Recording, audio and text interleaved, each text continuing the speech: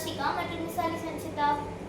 Tamil Nadu matric மேல்நிலைப் பள்ளியில் பள்ளி கல்வித்துறை சார்பாக நடத்திய எலச்சிபாளையம் ஒன்றிய அளவிலான சதுரங்க போட்டியானது ஜூலை 14ஆம் தேதி செவ்வாய்க்கிழமை அன்று சிறப்பாக நடைபெற்றது. இதில் 34 பள்ளிகளை சேர்ந்த 157 மாணவர்கள் கலந்து கொண்டனர். போட்டியில் நம் பள்ளியின் பொருளாளர் ராஜராஜன் ஐயா அவர்கள் தொடங்கி வைத்து மாணவர்களுக்கு ஊக்கத்தையும் வாழ்த்துக்களையும் தெரிவித்தார். இப்போட்டியில் பல்வேறு பள்ளிகளை சேர்ந்த திறமையான மாணவ மாணவிகள் ஆர்வத்துடன் கலந்து கொண்டு தங்களது அறிவாற்றலையும் சிந்தனை திறனையும் வெளிப்படுத்தினர். சதுரங்க போட்டியின் மூலம் மாணவர்கள் சிறந்த கவனத்திறன், திட்டமிடும் திறன் மற்றும் விளையாட்டு திறன் ஆகியவற்றை வளர்த்து கொண்டனர். மிக சிறப்பாக நடைபெற்ற இப்போட்டியில் நம் பள்ளியிலிருந்து 12 மாணவர்கள் மாவட்ட அளவிலான சதுரங்க போட்டிக்கு தகுதி பெற்று நம் பள்ளிக்கு பெருமை சேர்த்துள்ளனர்.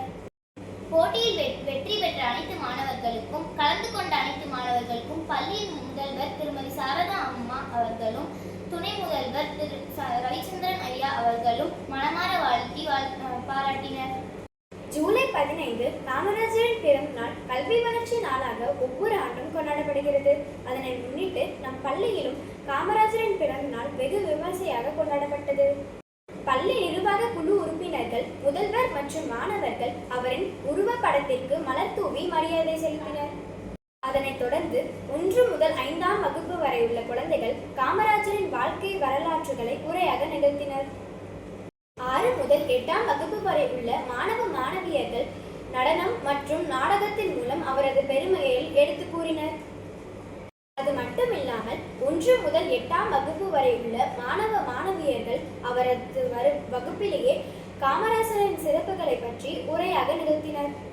தமிழ் வளர்ச்சித்துறை சார்பாக நடைபெற்ற பேச்சு போட்டி மற்றும் கட்டுரை போட்டியில் நம் பள்ளியில் சேர்ந்த 10ஆம் வகுப்பு மாணவர் காமேஷ் மற்றும் ஜெயஸ்ரீ கட்டுரை மற்றும் பேச்சு போட்டிகளில் கலந்து கொண்டு சிறப்பிடம் பெற்றனர்.